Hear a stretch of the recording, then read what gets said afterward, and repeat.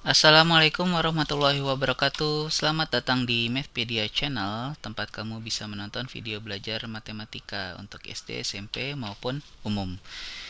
Ya, kali ini kita akan membahas soal yang ditanyakan oleh salah satu siswa. Ya, soalnya seperti ini. Oh ya, ini adalah soal kelas 6 ya. Soalnya seperti ini. Bak mandi panjangnya 90 cm, lebar 70 cm, dan kedalamannya 60 cm. Bak tersebut berisi air sampai penuh. Kemudian dimasukkan sebuah tabung isi yang berdiameter 20 cm dan tingginya 25 cm.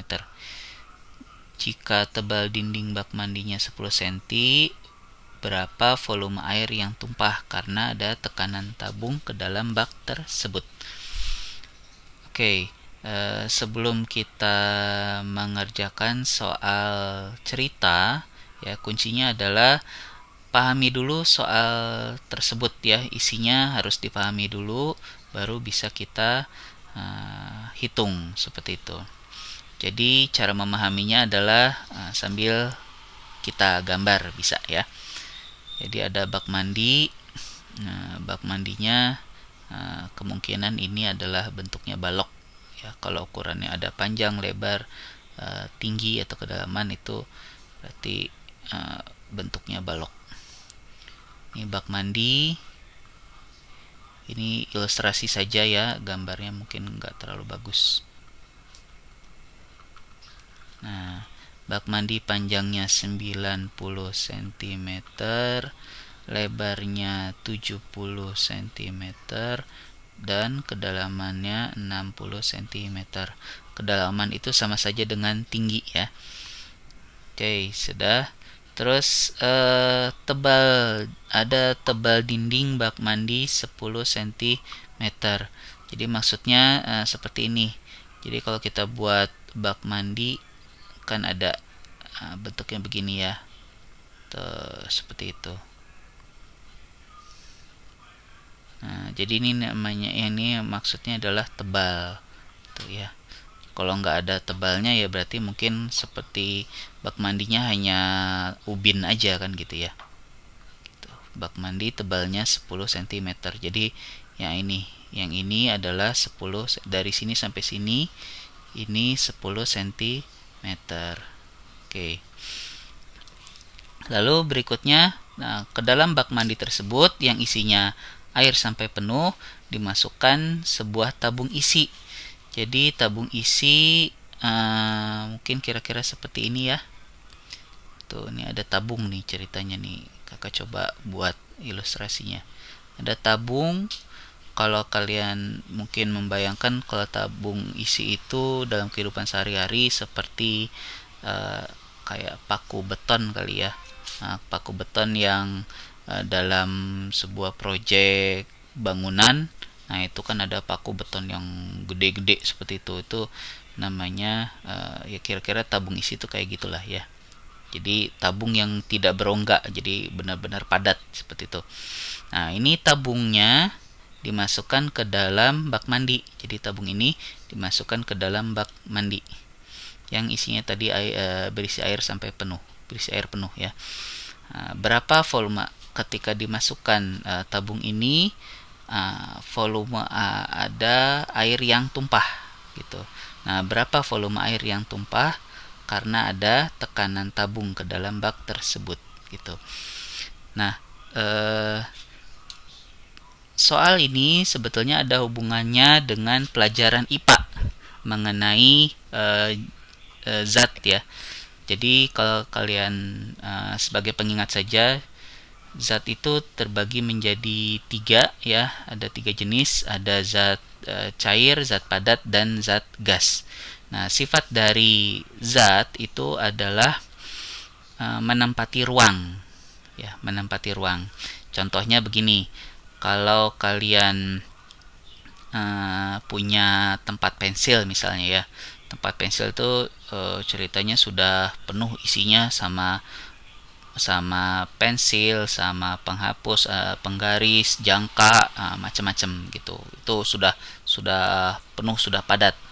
Lalu ke dalam tempat pensil tersebut akan dimasukkan pulpen ya, atau spidol gitu yang agak gede. Nah, karena nggak muat, jadi kalau dipaksa pun juga nggak akan bisa gitu. Nah, karena sudah penuh, maka pulpen atau spidol ya tidak akan bisa masuk ke dalam tempat pensil tersebut.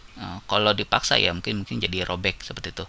Nah, itu menunjukkan bahwa spidol atau pulpen tadi adalah zat ya. Nah, karena sifat zat itu adalah menempati ruang. Contohnya lagi, misalkan zat cair lah ya. Misalkan ada gelas. Gelas isinya air. Nah, airnya sampai penuh gini. Jadi sampai bibir gelasnya. Jadi ini air. Ini air. Gitu. Nah, ke dalam gelas tersebut dimasukkan misalkan balok apa ya? Mungkin batu atau apa ya yang batu bata lah. Batu bata yang bentuknya jadi bentuknya pas gini ya. Dimasukkan batu bata begini. Apa yang terjadi karena si air ini adalah zat cair dan batu bata ini juga zat ya, termasuk zat padat ya. Masing-masing kan menempati ruang. Sifat zat cair itu dia agak apa namanya, ikatan antar partikelnya agak renggang gitu ya. Jadi ketika misalkan ada benda yang masuk ke sini, air yang tadinya ada di sini ya sekarang sudah ditempati oleh si batu bata.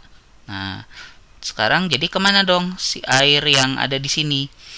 Nah, di sini sudah penuh ya. Jadi dia sudah penuh. Tadi kan airnya sudah sampai bibir gelas. Nah, jadi mau nggak mau akhirnya dia akhirnya tumpah keluar seperti itu ya, masuk ke sini misalkan di apa namanya, ditampung ke dalam gelas kecil lain di luar itu ya. Nah, itu dia. Jadi menunjukkan bahwa air itu adalah zat ya, masuknya zat cair, dan batu bata ini juga termasuk zat ya yang sifatnya adalah menempati ruang gitu. Nah, jadi misalkan gini, sekarang kalau kita buat contoh sederhana ya. Misalkan si volume air dalam gelas ini misalkan 100 ml misalkan, dan batu bata ini volumenya adalah 20 ml begitu ya. Nah, jadi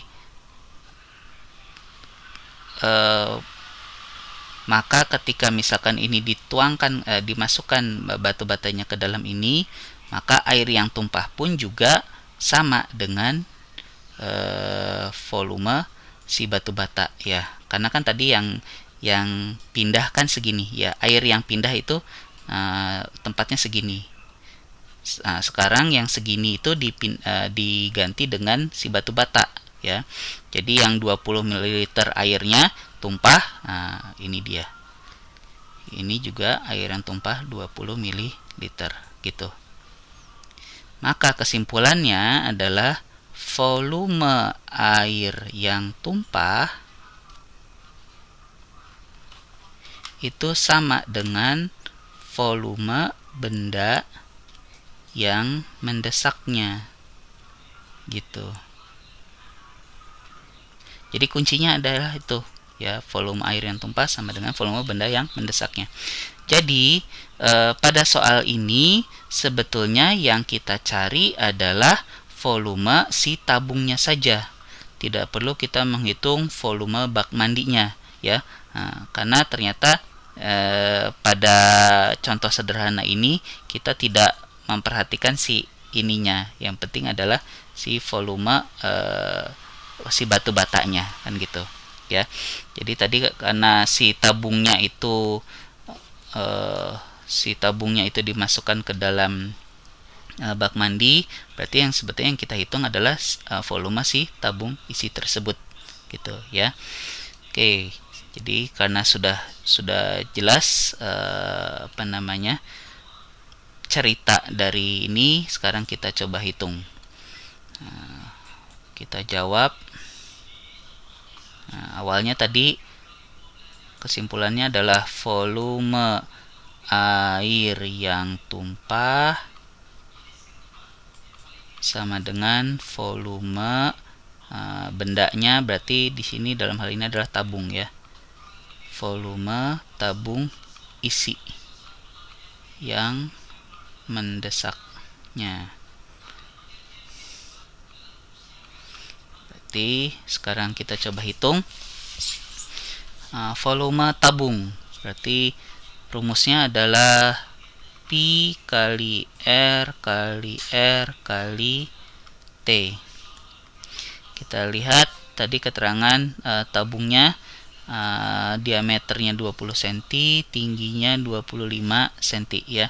Karena tidak ada yang kelipatan 7, berarti pi-nya kita pakai 3,14. 3,14 itu pecahan desimal. Untuk mempermudah perhitungan perkalian, kita jadikan pecahan biasa menjadi 314 per 100 dikali diameternya 20 cm, maka jari-jarinya adalah 10 cm kali 10 cm kali T. Nah, T-nya berapa nih? 25 cm ya. Sentimeter. Oke. Ini coret masing-masing bagi 10, tinggal 314 dikali 25. 314 kali 25, 5 kali 4 20, tulis 0, simpen 2. 5 kali 1 5 tambah 2 7. 5 kali 3 15. Terus sekarang 2 kali 4 8, 2 kali 1 2, 2 kali 3 6. Kita jumlahkan. Ini 0, 7 tambah 8 5, 1 5, 6 tambah 2 8. Total 6 7. Jadi 7850. Sekarang perhatikan satuannya, hati-hati nih. Sentimeter kali sentimeter kali sentimeter menjadi sentimeter pangkat 3 atau sentimeter kubik ya. Nah, pilihan gandanya itu semuanya dalam liter, berarti harus kita ubah ke liter. Persamaan liter adalah desimeter kubik. Jadi sama saja kita mengubah sentimeter kubik ke desimeter kubik. Nah, sentimeter kubik ke desimeter kubik itu berarti naik. Karena naik berarti dibagi. Karena pangkat 3 jadi dibagi 1000. Nah, ini satuannya menjadi desimeter kubik atau liter ya.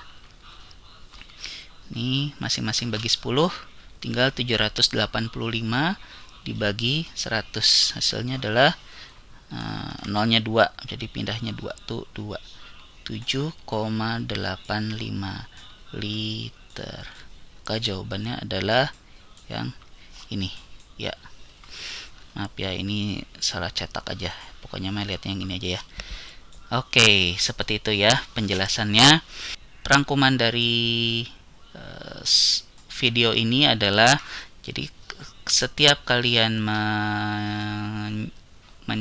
menyelesaikan soal cerita ya, kuncinya adalah yang pertama adalah pahami dulu soalnya. Nah, setelah kalian sudah paham soalnya apa yang dimaksud, baru bisa dihitung gitu ya. Oke, silakan kalau masih ada yang mau ditanyakan, silakan kalian tulis di kolom komentar. Di sini dulu, sampai ketemu di video berikutnya. Assalamualaikum warahmatullahi wabarakatuh.